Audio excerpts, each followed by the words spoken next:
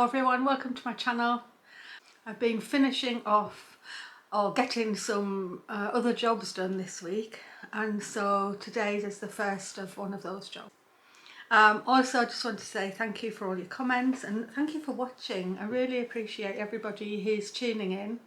I'd like to give a little mention to Rachel, who supported my channel by using the super thanks, and so that is really much appreciated. Thank you very much. Really pleased that they all enjoy watching, and I'll just leave it to let you watch the video. Well, I'm about to redo this piece of old cutlery canteen. If you've been on my channel before, you'll have seen that I've been, over the last couple of weeks or so, I've been reorganising my embroidery threads, and this is actually the lid of this box. So it's an old wooden cutlery canteen, and it was getting used for plant displays on my dining table. So it actually managed to fit 8 rows of my thread bobbins, and I really like the way it turned out. Anyway, my sister saw it and said she hadn't used the bottom part of the box, which is this bit, and did I want it to make all the rest of my threads. So this is actually the bottom part of the box, and it's a lot deeper, so the bobbins, when they go in, are actually really low down, which doesn't work for me as well. So for 2 reasons I need to redo this box. I need this out, I need all this out, which is looking a bit rubbish.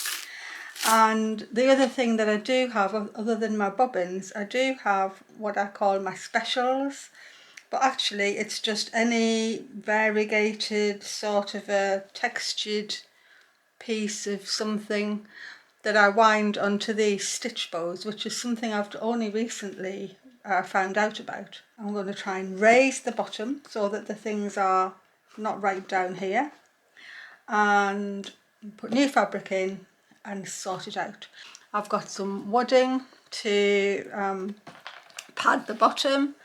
I've got some thick cardboard that I'm going to cut out to be the bottom, which will then get padded with that, and that's the fabric I've chosen. And then I've got some bits of lace. I've got that really pretty bit there, and then these two, which I don't have enough of anything in particular. Oh, and I'm also using, well, I've got Yoo-hoo, which is just a normal all-purpose glue, and I've also got some craft glue, some white glue. Starting to take out. Oh, and it's actually coming out a lot easier than I thought it would. Wow, would you look at that? That's not going to be hard at all. I'll keep that bit as a measure. I can keep that as a measure for my new card dividers. Well, that was so easy. I thought I was going to have to chisel at it. I don't know whether I need to do much on this. It's all going to get covered up. It's a clean box. Yeah, that's where I prized the hinges off. And you see, I prized the hinges off here because they were broken, and so Wendy had it, and when I prized the hinges off, she took the bottom and I kept the top, but now I've got the whole lot. Okay, I'm going to get on and measure up and cut my cardboard and give it a start. Actually, I used some PVA glue and I've glued this bit of pink fabric into the bottom. So I need to raise this base up so that the dividers just come to the top and then my threads go in. And so I thought, wouldn't it be cool to have a secret compartment under there? Even though it's only little, but excess things could go out, so I could have little ribbons on here that could pull it out. So what I've already cut out is, I've used some just cardboard packaging, and I've cut the 2 sides, so they're the full depth to go down to the bottom. And then I didn't have any of this long enough, so I've actually used an old manila folder that had my receipts on from when I was a gardener, and I've cut 2 pieces of that, and then I've taken off maybe about 4 mils off the depth to allow for the fabric to wrap round. I took the piece of fabric off the divider that was in the canteen to find just an old bit of cardboard. So somebody, whoever had made this, it was all sewn though nicely, but you can see that it's just an old bit of card cut off something. And so somebody's done exactly the same as me, reused old stuff. Even though it was a really nice canteen of cutlery in its day, they've still used an old bit of cardboard to cover with their fabric. So I feel as if I'm carrying on the tradition. I've cut all my material out. I think I'm going to use this glue because it's very, very quick drying.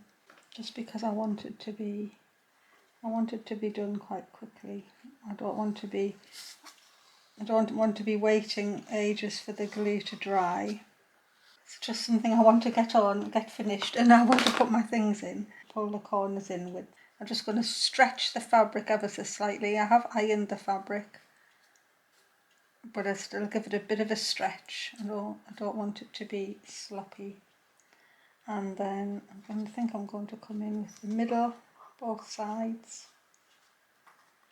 Just hold it down, and then I can pick it up and just sort of stretch it in with my fingers and thumb. When I get to here, I'll make a nice corner and then fold that one in.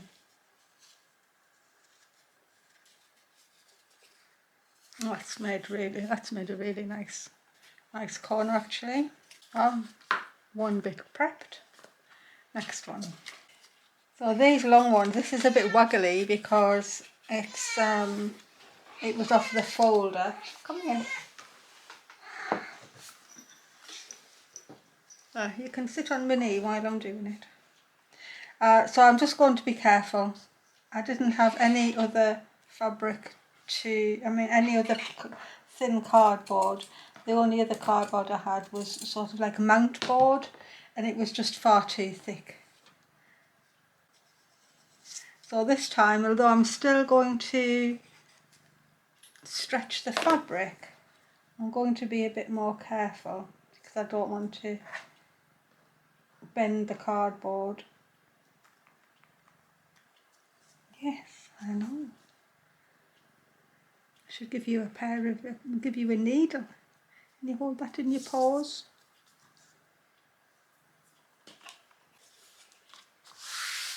Oh, so just as good. You can't even see that there's a crease underneath. I'm ready to start gluing these in. I'm just going to press that in.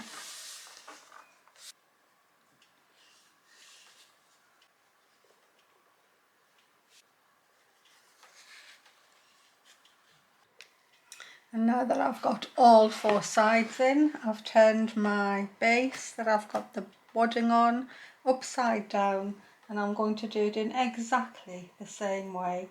I'm pulling those corners in first. I'll get this as neat as I can by doing a nice mitered corner.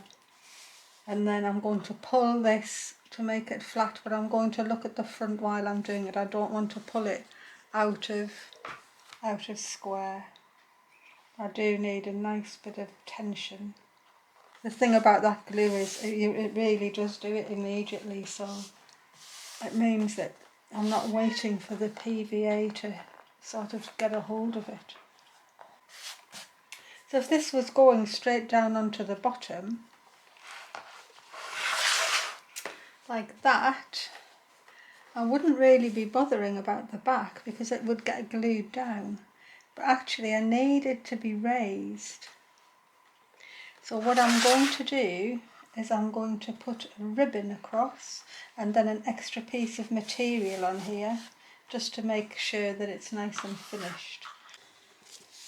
Now I've actually found this bit of ribbon, and it just came off a bouquet of flowers that I got last week because it was my 64th birthday, and my daughter and her partner and my son and Boo and Misty all sent a lovely bouquet of flowers, and this was tying it.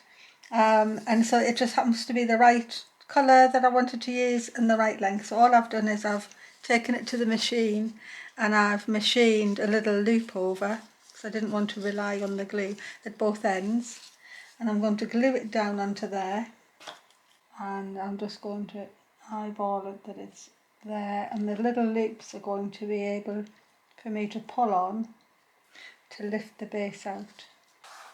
That's glued down. I've got my little tabs to hold on, and I was about to go and look for some new fabric to put on the back, and I thought, why don't I just use what came off? And so I've cut that piece out from the old one and I've cut it down so it'll just finish that off, and I think it's quite nice to have that still back on because it was a lovely old box. And so I'm going to use PVA to put this bit down. I think that gives a nice finishing off, and so I can put it in my box. Oh. Well, it looks lovely like that, but obviously it's just too low. My threads, it's too low down. I'm not going to see everything like I should. I definitely want it to be higher up. So I shall practice my loops. I can pick that up. Oh, man, just lovely. Well, it's taken a bit of fiddling, but I finally got the perfect depth for my little feet, and I've just cut it out of a bit of foam core. I think that's what you call this, foam core. I used it for my dog's house to make the walls. And I was going to put it on his feet on here, and then was trying to work out how I was going to fix them on, but actually I don't feel I need to. It makes it more flexible. I don't have to glue anything in. The bit I had wasn't the full length anyway, so if I put one there and I put one here, they actually do stand up because they've got a thickness to them. And all I need to do then is put my base on. It's not like it's holding any weight other than thread. The base just sits in and my thread just stands up perfectly so I can see it and get it. That's the main thing. It has to be able to be usable. So that's really nice, and what it means is that I can lift that off, I can change anything at any time, but also that depth is probably just enough to put spare threads if I've got double of anything. So these can be my first sets of hidden storage. These are just spare. I've already got these wound somewhere else, so they can stay there and I'll know that I've got them. My base goes on. Oh, I'm really pleased with that. Oh, the only thing left to do, I wanted to just, some of this where the hinges just doesn't look very nice, so I thought maybe I could put some of this over. Now I like this the best. You see, if I had feedback loop I could say, what do you think? But of course I want to do it now and there's not enough time to ask. But that is pretty. And this means that I see some of the wood, and there's a bit of engraving there that maybe I just don't want to hide. No, I'm going to go for the crochet one, although I think that's really beautiful. If it had been just that tiny little bit narrower, I'd have been more happy, because I don't want to hide the beautiful wood. And it is beautiful. It's got such a beautiful patina on it. And so I'm actually going to use this again, very sparingly. Oh, that looks really pretty. Oh, yes. Well, I'm really happy to use that because I really wanted the wood to show through.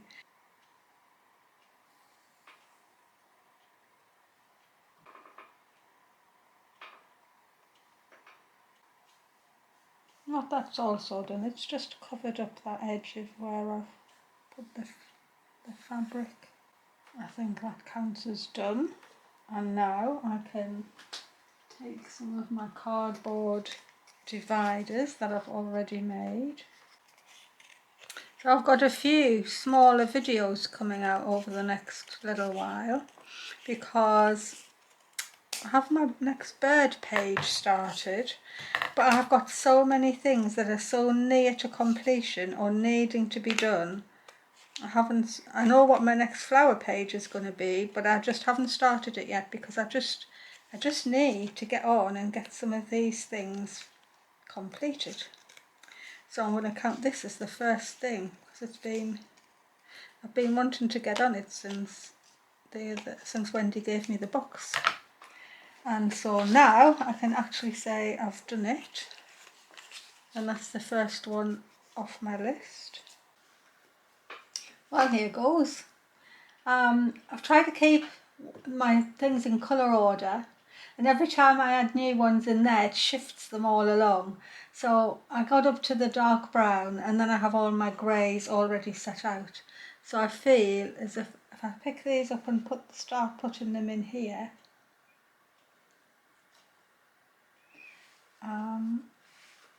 I don't like them to be in too tight. So that's greys to blacks. That's already a bit tight, but I'll put my divider in. I think I'll bring the blacks down to here and then put my cream and whites on the back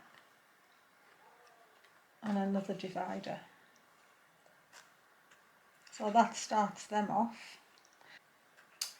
So now the thing is, how do I store what I call sort of my specials? So I've got these lovely, well, they're just like boucle yarn. If I put them on the side like that, I could still have them colour themed out. So I'm going to try that. Oh, they're so much better now that this it's only raised up a centimetre, but that centimetre is exactly been enough. So I'm just going to lay these in. I'll keep all my boucle yarns together. There's a beauty. That's quite thick. I have to find a use for that one. It's delicious. The only cross stitch I did was on one of my children when they were still in primary school, and DMC brought out this thing called Stitch a Photo, and I wasn't really into cross stitch, but it just appealed to me, that whole idea of it. That year was the only year both of them were in primary school. Luke was at the top, and his next year would have been starting at senior school, and Naomi had just started primary school, so she was in the just one up from nursery because there's 5 years between them. And the photograph was beautiful, and you could ask for custom measurements, and so their default was quite big stitches, and I wasn't very keen on that. I didn't want to do these big stitches, and so I got some 32 count Irish linen and then asked them to do the scale so that I was stitching just over 2 threads for each cross stitch. And so when it came, it was mind-boggling. But because it was such a thing that I'd wanted to do, and I knew it was going to take me ages, every time I sat down to do any, I used to look at my watch and note the time, and then I would note the time when I stopped, and so I logged every hour that I worked on it. And I'm going to show you that at the end because it is beautiful, and the amount of hours, I think people most often don't realise just how long embroidery or cross stitch or anything takes.